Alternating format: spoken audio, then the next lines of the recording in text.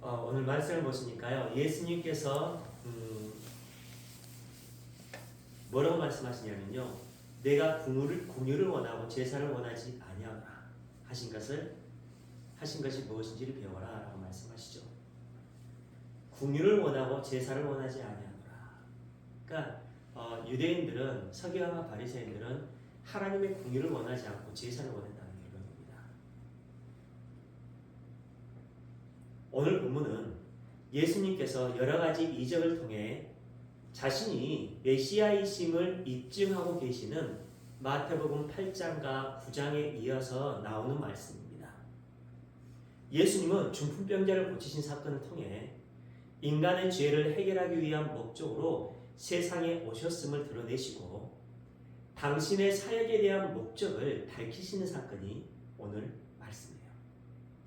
예수님께서 세간에 앉아 있었던 세리 마태를 제자로 부르시자 마태는 바로 순종해서 예수님을 따릅니다. 그리고 마태의 집에서 죄인으로 규정된 세리와 창기들과 함께 교제를 나눔으로 인해 자신이 세상에 오신 목적을 드러내세요. 의인을 부르러 오신 것이 아니라 죄인을 부르러 왔다는 거죠. 그런데 바리새인들은 스스로 의인이라고 자처하면서 인간들이 규정하고 만들어낸 죄에 대한 목록을 적용시켜서 그런 죄인들과 함께 먹고 즐기는 예수님을 비난합니다. 완전히 상반되죠. 그런 바리새인들에게 예수님은 이 땅에 오신 목적에 대해 명확하게 밝히고 계시는데 그 목적은 하나님의 뜻에 순종하는 것이고 그 순종은 죄로 인해 죽을 수밖에 없었던 죄인들을 구원하기 위한 목적이었어요. 그렇게 비난하고 있었던 바리새인들에게 예수님은 아주 중요한 말씀을 하십니다. 본문 13절 너희는 가서 내가 궁유를 원하고 제사를 원하지 아니하노라 하신 뜻이 무엇인지를 배워라.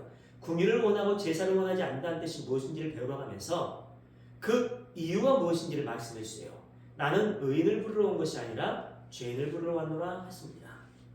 이 땅을 살아가고 있는 죄인들은 절대로 인간이 만들어낸 행위를 통해 하나님을 기쁘시게 할 수 없다는 거예요. 오직 하나님으로부터 부어지는 은혜와 긍휼을 통해서만 하나님을 기쁘게 할 수 있다는 것입니다. 스스로 의인이라고 자처했던 바리새인들은 화려하고 멋진 제사를 통해 자신의 의로움을 자랑했지만 죄인임을 깨달은 성도는 하나님의 긍휼을 얻기 위해 회개자로 나가게 합니다. 재물조차 드리기 힘든 그런 상황 속에서 하나님 앞에서 교만한 자와 겸손한 자를 대제적으로 보여주고 계십니다. 그 말씀은 호세아서를 인용하고 있는 말씀이에요. 호세아서 6장 6절입니다. 나는 인애를 원하고 제사를 원하지 아니하며 번제보다 하나님을 아는 것을 원하노라. 이게 우리 신앙생활의 본질입니다. 하나님의 사랑을 받고 그 사랑을 알고 있는 성도는 하나님을 사랑하고 이웃을 사랑하는 삶을 살아가게 되어 있는데 그것이 믿음이고 신앙생활입니다. 그 사랑의 열매, 그 결과로 나타나는 것이 예배고 봉사와 헌신이고 열심히 있는 신앙생활입니다. 당시 호세아 시대의 많은 사람들은 하나님께서 주신 제사의 의미를 모른 채 왜곡하면서 살았어요. 그래서 하나님은 호세아를 통해 진정한 제사의 의미가 무엇인지를 가르쳐주고 있는 말씀입니다. 예수님은 그렇게 호세아 시대의 배교자들을 책망하는 말씀을 인용해서 외적인 행위에만 치중하면서 하나님에 대한 올바른 신앙생활을 하지 못하고 있는 바리새인들을 책망하고 있어요. 그러면서 너희가 구원받을 수 있는 유일한 방법은 하나님의 긍휼이라고 말씀하고 계십니다. 그거밖에 없어. 너희들의 힘과 열심으로 너희들이 구원에 이를 수 있다고? 아니야. 하나님의 긍휼을 구하는 것밖에 없어. 라고 이야기하고 있는 겁니다. 마태복음 23장 23절입니다. 화 있을진저 외식하는 서기관들과 바리새인들이여 너희가 박하와 회양과 근처와 11조는 들이되 율법에 더 중요한 바 정의와 긍휼과 믿음은 버렸도다. 율법의 핵심이 뭐다? 정의와 긍휼과 믿음이다. 그렇죠? 그러나 이것도 행하고 저것도 버리지 말아야 할지니라. 율법에 있어서 중요한 것은 정의와 긍휼과 믿음이라는 거예요. 서기관과 바리새인들은 율법에 나오지 않는 것들까지도 11조로 드리고 있었습니다. 그렇게 사소한 것들까지도 엄격하게 지키고 있었지만 그 모든 것들은 하나님을 위한 것이 아니라 사람들에게 보이기 위한 것이었어요. 자기들의 의로움을 스스로 챙기기 위한 목적이었습니다. 나는 이 정도로 괜찮다는 것이죠. 그리고 그들은 하나님의 정의와 공의와 믿음을 버리면서 그것이 무엇인지조차 모르고 영적으로 무지한 삶을 살았습니다. 그게 서기관과 바리새인들이었어요. 그 영적으로 무지하다는 결론이 어떻게 나타났습니까? 그 진리이신 예수, 긍휼의 완성자이신 예수가 딱 그들에게 왔는데 그들이 알아보지를 못해요. 로마서 9장 16절입니다. 그런즉 원하는 자로 말미암음도 아니요 다른 박제하는 자로 말미암음도 아니요 오직 긍휼히 여기는 하나님으로 말미암음이라. 여기서 다른 박제하는 것은 인간의 적극적인 노력에 대한 표현입니다. 바울은 하나님의 선택, 즉 하나님의 구원이 인간의 능력과 노력으로 이루어지는 것이 아니라 오직 하나님의 긍휼로 이루어진다라는 것을 말해주고 있어요. 긍휼히 여길 자와 그렇지 않을 자를 선택하는 결정권이 하나님께 있음을 강조하고 있습니다. 로마서 11장 30에 32절입니다. 너희가 전에는 하나님께 순종하지 아니하더니 이스라엘이 순종하지 아니함으로 이제 긍휼을 입었느니라. 이와 같이 이 사람들이 순종하지 아니하니 이는 너희에게 베푸는 긍휼로 이제 그들도 긍휼을 얻게 하려 하십니다. 하나님이 모든 사람을 순종하지 아니하는 가운데 거두어 두심은 모든 사람에게 긍휼을 베풀려 하십니다. 하나님의 구원은 인간의 열심에 있는 인간의 노력과 방법으로 얻어지는 것이 아니라 하나님께서 일방적으로 주시는 긍휼에 있다는 것을 말하고 있습니다. 긍휼에. 골로새서 3장 10절입니다. 그러므로 너희는 하나님이 택하사 거룩하고 사랑받는 자처럼 긍휼과 자비와 겸손과 온유와 오래 참음을 옷 입고. 보세요. 하나님의 선택받은 하나님의 거룩한 백성들의 삶의 본질이 하나님의 긍휼을 받고 하나님의 자비와 겸손과 온유를 받고, 그렇죠? 그 삶의 본질 가운데 세상의 어떤 환난과 아픔과 어려움 속에서도 오래 참음의 옷을 입는 겁니다. 그게 하나님의 선택을 받은 백성의 삶의 본질이에요. 하나님께서 선택하신 성도는 그런 하나님의 성품으로 옷을 입으라고 말씀하고 있어요. 그 안에 하나님의 긍휼이 들어있습니다. 그것으로 옷을 입지 않으면 하나님께서 택하신 자가 아니고 거룩하고 사랑받는 자가 아니라는 결론입니다. 야고보서 3장 17절, 18절 오직 위로부터 난 자의 지혜는 첫째 성결하고 다음에 화평하고 관용하고 양순하며 긍휼과 선한 열매가 가득하고 편견과 거짓이 없나니 화평하게 하는 자들은 화평으로 심어 의의 열매를 거두느니라.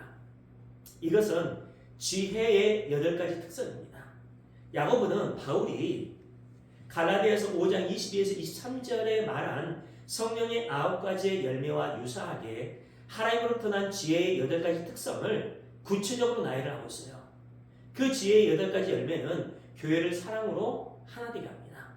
즉 하나님의 백성들은 반드시 하나님께서 주시는 지혜로 세상을 살아가는데 그 지혜를 통해 이 땅에 하나님 나라가 이루어져요.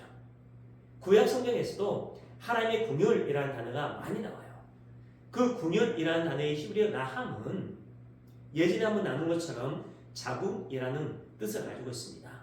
자궁 속에 있는 태아는 엄마로부터 주어지는 영양분을 먹으면서 살아가게 되고 어머니의 생명선으로만 존재할 수 있는 게 태아입니다. 우리는 죽을 수밖에 없는 하나님의 자궁 속의 피덩이들인데 하나님의 긍휼을 입어 하나님의 자녀가 되었어요. 그것을 그리스도 안에서 그리스도와 연합되어 구원받는다라고 표현하기도 합니다. 그것이 하나님 절대 의존적인 존재로서의 삶의 본질이에요. 그러니까 하나님의 긍휼을 입어 하나님의 자녀가 된 성도인 우리는 하나님으로부터 하나님의 긍휼로 잉태된 자들입니다. 그러니까 성도는 평생을 하나님의 긍휼을 구하는 삶을 살아가게 되어 있어요. 그렇게 피조물은 하나님의 긍휼과 은혜 안에서만 존재할 수 있습니다. 그것이 하나님 나라입니다.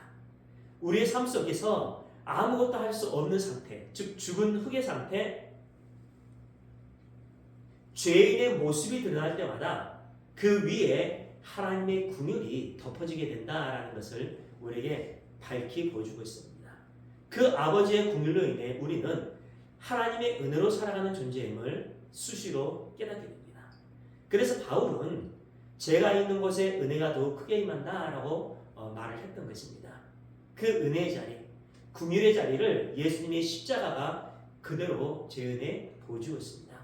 예수님은 하나님 아버지께 충성하느라 세상에서 가장 큰 죄인으로 몰려서 죽은 흙이 되었습니다. 예수님은 그렇게 우리의 죄악된 삶의 현장에 내려오셔서 세상의 모든 죄를 품으시고 십자가로 올라가셨어요. 예수님께서 십자가라는 그 죽음의 흙의 자리로 내려가시자 그 자리에서 그분의 아버지가 누구인지가 명확하게 드러납니다. 따라서 성도인 우리는 구원받은 후에도 수시로 죄인된 자신의 모습이 드러나게 되어 있고 그 자리에서 창조주의 긍휼을 구하는 삶을 통해 우리의 진짜 아버지가 누구인지가 드러나게 되어 있어요. 즉 성도의 성화는 율법을 잘 지키고 착하고 훌륭하게 살아가면서 아버지 앞에서 떳떳한 자가 되는 것이 아니라 하나님의 은혜와 긍휼이 없는 죄를 지을 수밖에 없는 죄인이라는 것을 인지하고 오직 하나님의 은혜와 긍휼을 경험하면서 회개하는 삶을 살아가는 것이 성도의 성화입니다. 거기에서 진정한 항복과 충성과 순전이 나오게 되어 있어요. 그 상태에 있는 성도에게 부어지는 게 하나님의 긍휼입니다. 그 전까지는 계속해서 우리가 불의한 청지기 됨을 우리 자신과 하나님 앞에서 드러내게 되어 있어요. 그래서 우리는 계속되는 죄인의 삶 속에서 회개의 자리로 나가게 됩니다. 그것을 예배라고 하고 신앙생활이라고 합니다. 그러니까 우리의 삶 속에 예배가 얼마나 중요한지 몰라요. 정리하겠습니다. 예수님은 원래 우리의 자리인 십자가라는 그 죽은 흙의 자리로 내려가셨는데 그 자리는 율법에 의해 정죄된 자리요 고발된 자리였어요. 율법은 그분을 고발해서 죽이라 라고 했고 결국 그분을 죽여버려요. 그 모습을 명확하게 보여주고 있는 사건이 솔로몬의 재판에 대한 사건입니다. 율법을 상징하는 가짜 엄마는 죽이라 라고 하죠. 그러나 은혜를 상징하는 진짜 엄마는 살리라 라고 해요. 그렇게 진짜 엄마신 하나님께서 아들인 예수님을 긍휼과 은혜로 살려냅니다. 하나님은 그 율법의 본질이 살리는 것이라고 하시면서 죽였던 예수님을 살려내세요. 거기에서 예수님의 친구인 교회가 탄생하게 되고 참 교회인 우리가 그렇게 예수님을 믿게 되었습니다. 그래서 예수님은 성도인 우리에게 긍휼을 원하고 제사를 원하지 않는다고 말씀하시면서 예수님은 의인이라고 자처하는 사람들을 부르러 온 것이 아니라 죄인이라고 고백하는 성도를 부르러 왔다라고 이야기를 하는 거예요. 그러니까 성도의 신앙생활의 본질은요, 항상 하나님의 의인됨 앞에서 하나님, 나는 왜 이렇게 내 속에 있는 죄를, 이 죄의 근성, 원죄를 끊을 수 없을까요? 그 자리로 가게 됩니다. 그리고 그 자리에서 주님께서 그래서 내가 너희를 부르러 온 거야 라는 그 주님의 고백 앞에 우리가 서게 됩니다.